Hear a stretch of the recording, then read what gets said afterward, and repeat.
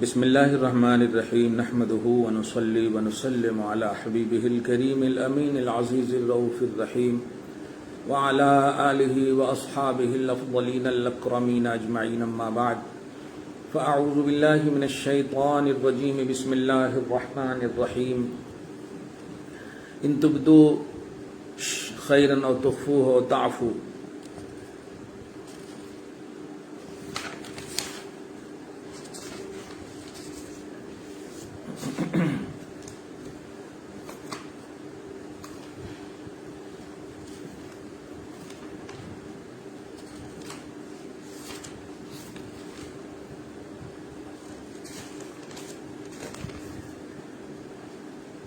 ان تبدوا شيئا او تخفوه فإن الله كان بكل شيء عليما صدق الله العظيم الصلاة والسلام عليك وعلى آلك وأصحابك وأهل بيتك يا رسول الله صلی اللہ تعالی علیہ وسلم۔ گزشتہ کل کے درس جیلانی میں حضور پاک صلی اللہ علیہ وسلم کے ایذا کی بات چلی تھی۔ حضور کو ایذا نہ پہنچاؤ اور حضور صلی اللہ علیہ وسلم کی بیویوں سے نکاح نہ کرو۔ ایذا پہنچانا بھی حرام ہے، کبیرہ گناہ ہے، اور حضور صلی اللہ علیہ وسلم کے بعد حضور کی بیویوں میں سے کسی سے بھی نکاح کرنا حرام ہے۔ تو اس کی تھوڑی سی وضاحت جو ہے میں آج آپ کی بزم خدمت میں لے کر حاضر ہوا ہوں کہ نبی صلی اللہ علیہ وسلم کو کس بات سے ایذا پہنچتی ہے۔ ایذا بمعنی تکلیف، حضور پاک صلی اللہ علیہ وسلم کو کس بات سے تکلیف پہنچتی ہے۔ تو آپ دیکھیں امام ابن جریر نے بڑی تفسیر ابن جریر بڑی مشہور کتاب، حضرت عبداللہ بن عباس کا طرق جو ہے سے یہ روایت کرتے ہیں۔ تو امام ابن جریر نے اپنی سند کے ساتھ ابن زید سے روایت کیا ہے کہ نبی صلی اللہ علیہ وسلم کو یہ خبر پہنچی کہ ایک شخص نے یہ کہا کہ اگر نبی صلی اللہ علیہ وسلم فوت ہو گئے تو وہ آپ کے ازواج میں سے فلاں زوجہ سے نکاح کرے گا۔ اس بات سے نبی صلی اللہ علیہ وسلم کو ایذا تکلیف پہنچی تو اللہ تعالیٰ نے یہ آیت کریمہ، آیت نمبر 53، یہ آیت کریمہ نازل فرمائے اور یہ بتایا کہ نبی صلی اللہ علیہ وسلم کے ازواج تمہاری مائیں ہیں اور کسی شخص کے لیے یہ جائز نہیں کہ وہ اپنی ماں سے نکاح کرے۔ جامع البیان حدیث نمبر 21840۔ آپ سمجھ گئے ہوں گے کہ حضور صلی اللہ علیہ وآلہ وسلم ابھی باحیات ظاہری طور پر تشریف فرما ہے، چشم عالم سے ابھی چھپے نہیں ہیں، لیکن یہ صرف کان تک یہ بات پہنچی کہ ایسا سوچ رہے ہیں کہ فلاں سے نکاح کریں، تو تکلیف ہوئی تو اللہ نے آیت اتارا اور گناہ کبیرہ فرمایا، بڑا گناہ فرمایا۔ تو آپ سوچیں ذرا، اہل تشیع حضرات جو عائشہ فی النار کہتے ہیں، عائشہ جہنم میں، معاذ اللہ، نبی کو کتنی تکلیف پہنچتی ہوگی۔ آپ اس بات کو محسوس کریں۔ اللہ تعالیٰ آپ کی مدد فرمائے اور آپ کی حفاظت فرمائے، اور بدعقیدگی سے، خصوصاً شیعہ حضرات کی صحبتوں سے۔ خیر، امام ابن جریر نے نیز یہ بھی اپنی سند کے ساتھ عامر سے روایت کیا ہے کہ نبی صلی اللہ علیہ وسلم کا وصال ہو گیا اور آپ کی ملکیت میں قیلہ بنت اشعث ایک کنیز تھی۔ آپ کے بعد ان سے حضرت اکرمہ ابن ابی جہل رضی اللہ تعالی عنہ نے نکاح کر لیا۔ حضرت ابو بکر رضی اللہ تعالی عنہ کو یہ بات سخت ناگوار گزری۔ ان سے حضرت عمر نے کہا رضی اللہ عنہ، اے رسول اللہ صلی اللہ علیہ وسلم کے خلیفہ، یہ آپ کے ازواج میں سے نہیں ہے، یعنی حضور کی زوجیت میں سے نہیں ہے۔ رسول اللہ صلی اللہ علیہ وسلم نے ان کو اپنے پاس رہنے یا نہ رہنے کا اختیار دیا تھا اور نہ ان کو حجاب میں رکھا تھا، اور جب یہ اپنی قوم کے ساتھ مرتدہ ہو گئی تھی تو رسول اللہ صلی اللہ علیہ وسلم نے ان سے برات کا اظہار کر دیا تھا۔ یہ ارتداد، مرتد ہو گئی تھی، تو مرتد ہونے کے بعد پھر تو وہ بیوی میں رہی ہی نہیں، لہٰذا ان میں کوئی مواخذہ نہیں ہے، مگر اگر بیوی میں رہتی، حضور کے ساتھ رہتی، صحابیت کا شرف ملتا، زوج مطہرہ یا باندھی ہونے کا شرف ملتا، اس پر موت ہوتی، تو پھر کسی سے بھی اس سے نکاح، کسی کو بھی ان سے نکاح کرنے کا حق نہیں تھا۔ اگر سوچتے بھی نکاح کے بارے میں تو وہ گناہ کبیرہ تھا، بہت بڑا گناہ تھا۔ یہ تو ہوئی حضور کو تکلیف پہنچنے کی بات۔ نبی صلی اللہ علیہ وسلم کے ازواج دنیا اور آخرت میں آپ کے ازواج ہیں۔ حضرت علامہ ابو عبداللہ محمد بن احمد مالکی قرطبی، تفسیر قرطبی مشہور تفسیر ابن کثیر کے لیول 668، بلکہ ابن کثیر سے بھی اوپر ہے، 774 ہیں، ابن کثیر سے بھی اوپر، لکھتے ہیں متوفی 668۔ علماء کا اس میں اختلاف ہے کہ نبی صلی اللہ علیہ وسلم کی وفات کے بعد آپ کے ازواج مطہرات آپ کے نکاح میں باقی رہیں یا آپ کی وفات سے ان کا نکاح زائل ہو گیا، اور جب آپ کی وفات سے ان کا نکاح زائل ہو گیا تو آیا ان پر عدت ہے یا نہیں؟ ایک قول یہ ہے کہ ان پر عدت لازم ہے، کیونکہ شوہر کی وفات سے بیوی پر عدت واجب ہوتی ہے اور عدت عبادت ہے، اور ایک قول یہ ہے جو اصح قول ہے، یعنی اسی پر فتویٰ ہے کہ ان پر عدت واجب نہیں، کیونکہ عدت اس مدت کو کہتے ہیں جس میں بیویاں کسی دوسرے سے نکاح کرنے سے رکی رہے اور کسی دوسرے شخص سے نکاح کا انتظار کرتی رہے، اور نبی صلی اللہ علیہ وسلم کے ازواج میں سے کسی دوسرے شخص کا نکاح یا ازواج سے کسی دوسرے شخص کا نکاح کرنا جائز نہیں، وہ بدستور آپ کے نکاح میں تھی، ہیں، رہیں گی اور آپ کے زوجات میں سے ہیں۔ چنانچہ بخاری شریف کی حدیث سنیے، حضرت ابو ہریرہ رضی اللہ تعالی عنہ بیان کرتے ہیں کہ رسول اللہ صلی اللہ علیہ وسلم نے فرمایا، میرے ورثہ یعنی بھائی تقسیم لینے والے، حصہ لینے والے، وراثت لینے والے میرے دینار کو تقسیم نہیں کریں گے، میں نے اپنی ازواج کے خرچ اور اپنے عامل کے معاوضہ کے بعد جو کچھ بھی چھوڑا ہے وہ صدقہ ہے۔ دیکھیے کنٹینیو کفیل مصطفیٰ جان رحمت صلی اللہ علیہ وسلم بیوی کے ہیں۔ صحیح بخاری حدیث نمبر 2776، صحیح مسلم حدیث نمبر 1760، سنن ابو داود حدیث نمبر 2974، صحیح ابن خزیمہ حدیث نمبر 2488، مسند حمیدی حدیث نمبر 1124، مسند احمد حدیث نمبر 7301۔ علامہ بدر الدین محمود بن احمد عینی حنفی اس حدیث کی شرح میں لکھتے ہیں کہ علامہ خطابی نے کہا کہ ابن عیینہ یہ کہتے تھے کہ سیدنا رسول اللہ صلی اللہ علیہ وآلہ وسلم کے ازواج معتدات کے حکم میں تھیں، کیونکہ ان کے لیے کبھی بھی نکاح کرنا جائز ہی نہیں تھا، اس لیے ان کا خرچ جاری رہا اور ان حجروں کو ان کے لیے باقی رکھا گیا جن میں وہ رہائش پذیر تھیں۔ عمدۃ القاری جلد 14 صفحہ نمبر 91 یعنی 98 بیروت سے چھپی ہوئی۔ تو علامہ ماوردی متوفی 450 ہجری نے لکھا ہے کہ نبی صلی اللہ علیہ وسلم نے فرمایا، جو دنیا میں میری بیوی ہے وہی آخرت میں بھی میری بیوی ہے۔ سبحان اللہ۔ النکت والعیون جلد 4 صفحہ نمبر 374۔ حضرت عمر بن خطاب رضی اللہ تعالیٰ عنہ بیان کرتے ہیں کہ میں نے رسول اللہ صلی اللہ علیہ وسلم کو یہ فرماتے ہوئے سنا ہے کہ ہر سبب نی رشتہ نکاح اور ہر نسب قیامت کے دن منقطع ہو جائے گا سوا میرا سبب اور میرا نسب۔ حضور کا رشتہ منقطع نہیں ہوتا، اس لیے منقطع مطلب ختم نہیں ہوتا۔ کیا بات ہے۔ المعجم الکبیر حدیث نمبر 2634 2635، حلیۃ الاولیاء جلد 2 پیج نمبر 34، المستدرک جلد 3 پیج نمبر 142، المستدرک 4684 جدید، سنن کبریٰ جلد 7 پیج نمبر 114۔ حافظ حیثمی نے لکھا کہ امام طبرانی کی سند صحیح ہے، نیز مجمع الزوائد جلد 4 پیج نمبر 272۔ کیا بات ہے۔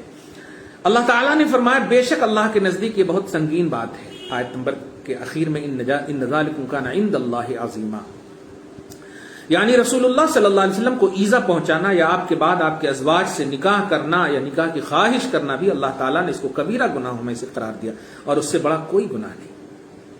الجامع لاحکام القرآن جزء 14 صفحہ نمبر 208، دارالفقہ بیروت لبنان۔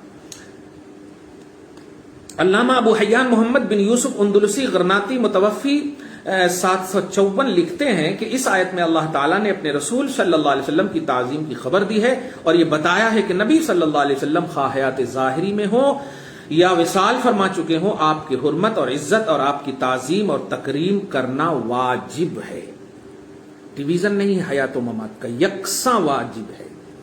خیر، ایک اور بات سمجھیے، رسول اللہ صلی اللہ علیہ وسلم اور آپ کے ازواج کے متعلق دل میں برا خیال لانا بھی مستحق مواخذہ ہے، یعنی گرفت کرے گا اللہ تعالیٰ۔ چنانچہ آیت نمبر 53 میں جو آج درس جیلانی کا ایک عنوان ہے، ان تبدوا شیئا او تخفوه فإن اللہ کان بكل شیء علیما، کیا اگر تم کسی بات کو چھپاؤ یا اس کو ظاہر کرو، وہ کہتے ہیں شیء مما یتعلق بإیذائہ، کوئی حقیر چیز بھی ہو جو ایذا سے متعلق ہو، تو بے شک اللہ تعالیٰ ہر چیز کو خوب جاننے والا ہے۔ آیت نمبر 54۔ اللہ تعالیٰ عالم الغیب والشہادہ، وہ ظاہر اور مخفی چیز کو جاننے والا ہے۔ اس آیت میں یہ بتایا ہے کہ تم اپنے دلوں میں ناپسندیدہ، ناگفتنی اور غیر شرعی باتوں کی جو خواہشیں رکھتے ہو یا سوچتے ہو، وہ ان سب کو جاننے والا، ان پر گرفت فرمانے والا ہے۔ اگر کوئی شخص رسول اللہ صلی اللہ علیہ وسلم کے متعلق یہ دل میں بھی پوائنٹ نوٹ کیجئے گا، یہ دل میں بھی کوئی برا گمان کرے یا آپ کے ازواج مطہرات کے متعلق وہ دل میں کوئی بری نیت یا بری خواہش رکھے تو اللہ تعالیٰ سے مخفی نہیں، اور اللہ تعالیٰ اس پر بھی اس کو سزا دے گا۔ اب میں ان باتوں کے تحت میں تمام اہل سنت و جماعت کے علاوہ جتنے بھی فرقے ہیں اور خصوصاً ہمارے نوجوان جو بچے متاثر ہیں، میں ان تمام لوگوں کو ایک میسج دینا چاہتا ہوں۔ وہ میسج یہ ہے کہ اہل سنت و جماعت کے علاوہ جتنے بھی مطلب ہمارا جو کوئی بھی جماعت جب بنتی ہے تو اس کا ایک بیس ہوتا ہے، اس کی فاؤنڈنگ ہوتی ہے، اس کی بنیاد ہوتی ہے، اس کا ایک آئیڈیالوجی ہوتا ہے، کوئی آئیڈیل ہوتا ہے۔ میں اعلان کرتا ہوں کہ اہل سنت و جماعت کا بیس قرآن ہے، حدیث ہے، صحابہ ہے، تابعین ہے، ائمہ اربعہ، امام اعظم، امام مالک، امام شافعی، امام احمد بن حنبل، اسی طرح غوث قطب ابدال جتنے بھی ہیں انعام یافتہ بندے، نبی صدیق شہداء صالحین، سب یہ اہل سنت و جماعت کا بیس ہے۔ الحمدللہ ثم الحمدللہ، امام اعظم نے جو کہا ہم مانتے، امام شافعی نے جو کہا ہم مانتے۔ عقائد کے معاملے میں تو بالکل سب کا اتفاق ہے، کسی کا اختلاف نہیں، اور یہ عقائد ہی کی بات ہے۔ حضور صلی اللہ علیہ وسلم کے تعلق سے خیال میں سوچیں نا ذرا کہ مطلب شہید کے حوالے سے ذری سی نگیٹیوٹی، لا تحسبن کا لفظ ہے، خیال بھی نہ کرو کہ وہ مردہ ہے، خیال بھی نہ کرو کہ وہ مردہ۔ اور ابھی حدیث پاک آپ نے دیکھا امام ابن جریر ہی کے حوالے سے حدیث نمبر 841 کے 21840 میں ایک حضور صلی اللہ علیہ وسلم کو یہ خبر پہنچی تھی کہ نبی صلی اللہ علیہ وسلم اگر فوت ہو گئے تو کسی بیوی سے نکاح کرے۔ حضور کے ظاہری آیات میں کسی نے بس خواہش کی تھی تو نبی کو تکلیف ہوئی اور اللہ نے اتار دیا کہ بہت بڑا گناہ ہے، خبردار نہیں سوچ سکتے آپ۔ تو آپ ذرا یعنی سوچنا بھی حضور کے خلاف، حضور سے ریلیٹڈ چیز، حضور کی بیوی کے خلاف، یہ جب بڑا گناہ ہے اور عذاب، دردناک عذاب کا سبب ہے، تو بتائیں مجھے اہل تشیع اور اہل تشیع سے جڑے ہوئے لوگ، میں ان تمام خانقاہوں سے بڑے ادب کے ساتھ گزارش کروں گا، عائشہ طیبہ طاہرہ رضی اللہ تعالی عنہا بیوی حضور کی ہیں یا نہیں؟ اور جب حضور کی بیوی ہے تو حضور کی بیوی کے حوالے سے صرف سوچنا گناہ کبیرہ ہے، خلاف سوچنا گناہ کبیرہ ہے، دردناک عذاب کا سبب ہے۔ تو شیعہ حضرات کا وہ نعرہ کہ عائشہ فی النار، معاذ اللہ رب العالمین، کہاں جا رہے ہو نوجوانوں؟ میں ان تمام لوگوں کو جتنے بھی خصوصاً دیابنا، وہابیہ، نجدیہ، اہل حدیث جتنے بھی لوگ ہیں، آج کے لوگوں سے میں خطاب نہیں کر رہا ہوں، یہ تو بلیو کرتے ہیں۔ میں ابن تیمیہ، ابن عبد الوہاب نجدی، اسماعیل دہلوی، رشید احمد گنگوہی، قاسم ناناتوی، خلیل امبیٹوی، اشرف علی تھانوی اور ان جیسے جو ان کے ہم عصر اور معاصرین ہیں، ان جیسوں کے حوالے سے بات کر رہا ہوں کہ جتنے بھی اہل سنت و جماعت کے فرقے ہیں، اہل سنت و جماعت کے علاوہ کے فرقے ہیں، ان سب کا بیس یہی لوگ ہیں، ان سب کا بنیاد، ان سب کا معیار، ان سب کا آئیڈیالوجی یہی ہے۔ اب آپ کو بتا دوں کہ یہ کس طرح سے زہر مطلب زخم میں قاتل ہے، اور کس طرح سے ابن تیمیہ نے اللہ کی بارگاہ میں گستاخی کی، اللہ کو اپنی طرح بتایا کہ جیسے میں اتر رہا ہوں اللہ ایسے ہی اترتا۔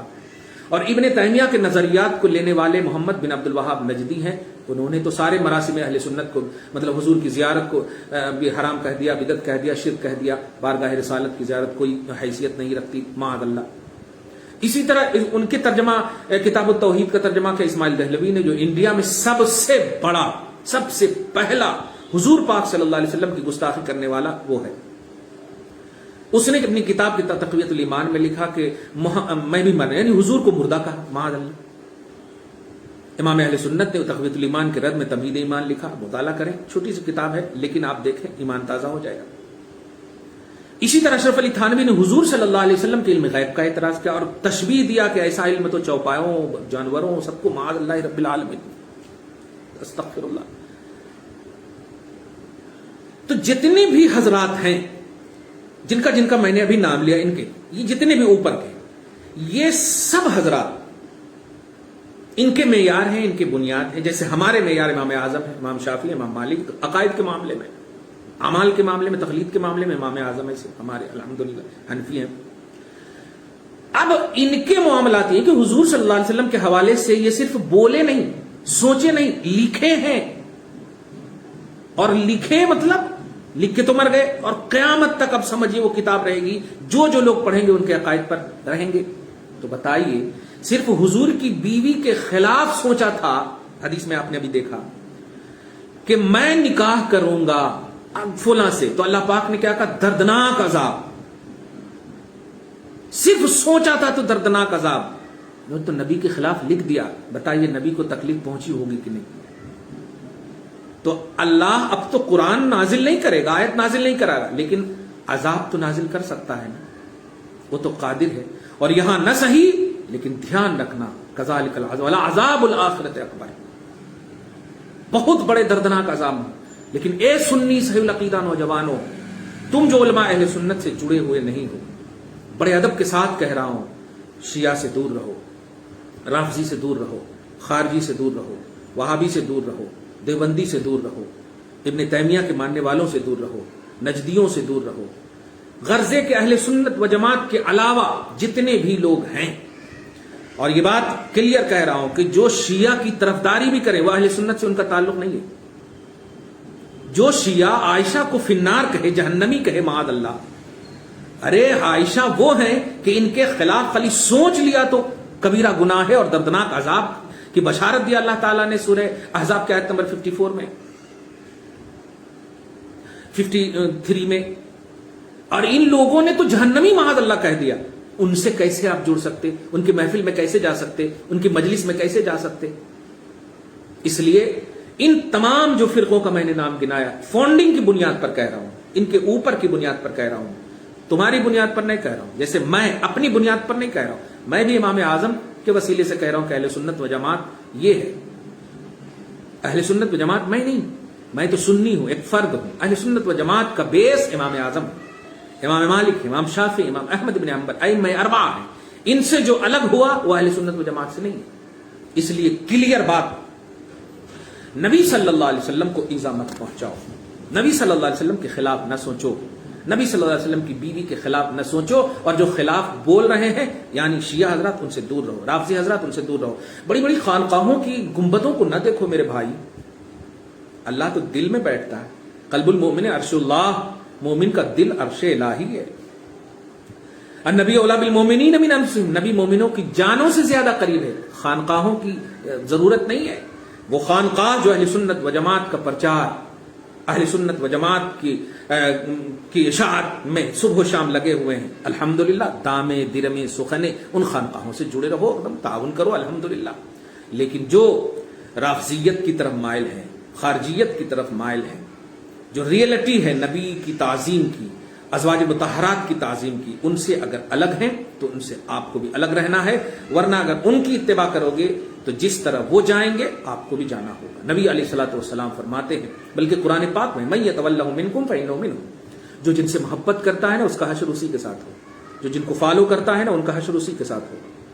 المرء مع من احب، انسان اسی کے ساتھ ہوگا جس سے وہ محبت کرتا ہوگا۔ میں امام اعظم سے محبت کرتا ہوں، الحمدللہ، یقین سے کہتا ہوں، غوث اعظم سے محبت کرتا ہوں، ابو بکر صدیق سے لے کر حضرت ابو طفیل عامر بن باصلہ، ایک نان فیمس صحابی، ہر صحابی سے محبت کرتا ہوں۔ تابعی میں آپ آئے سید التابعین، جتنے بھی حضرات ہیں سب سے محبت کرتا ہوں، اور ویسے کرنی سے محبت کرتا ہوں۔ امام اعظم، امام شافعی، مالک حنبلی، سب سے محبت کرتا ہوں، غوث زمان سے محبت کرتا ہوں، خواجہ اعظم سے محبت کرتا ہوں۔ اور یہ محبت یہ زبانی نہیں ہے، میرا پریکٹیکل دیکھیں، میری زندگی دیکھیں۔ تو اے اہل سنت و جماعت کے نوجوانوں، تمہیں باخبر کیا جا رہا ہے، گوش براواز کیا جا رہا ہے۔ غوث اعظم کے درس اور تفسیر جیلانی کے حوالے سے یہ عنوان دیا جا رہا ہے کہ ابھی آنے والا جو مہینہ ہے، آپ خدا کے واسطے رافضیوں کے جلسے جلوس میں نہ جانا، شیعوں کے ماتم قدوں میں نہ جانا۔ یہ حضور کے بھی گستاخ ہیں، حضور کی بیوی خصوصاً حضرت عائشہ طیبہ طاہرہ رضی اللہ تعالی عنہا کے گستاخ ہیں۔ دیوبندی جماعت میں مت جاؤ، جماعت اسلامی میں مت جاؤ، تبلیغی میں مت جاؤ، قادیانی میں مت جاؤ، وہابی میں مت جاؤ۔ اہل سنت و جماعت کی ریئلٹی کے ساتھ جو مخلص علماء ہیں ان سے جڑ جاؤ، سنی صحیح العقیدہ بنے رہو۔ دعا کرتا ہوں اللہ تعالیٰ آپ کو شاد رکھے، آباد رکھے۔ یا اللہ، عالم اسلام میں سنیت کا پرچار کرنے والے سارے علماء کی حفاظت فرما، اور ان کے دامن تلے جو زندگی گزار رہے ہیں مولا ان سب کی بھی حفاظت اور مدد فرما۔ پروردگار ہم سب کی دعاؤں کو قبول فرما۔ یا اللہ جو انتقال کر چکے ان کی بخشش فرما، جو زندہ ہیں سب کو صحت کاملہ عاجلہ نصیب فرما۔ پروردگار ہم سب کو ایک بنا دے، نیک بنا دے، اپنے نبی کی محبت پر ایک بنا دے۔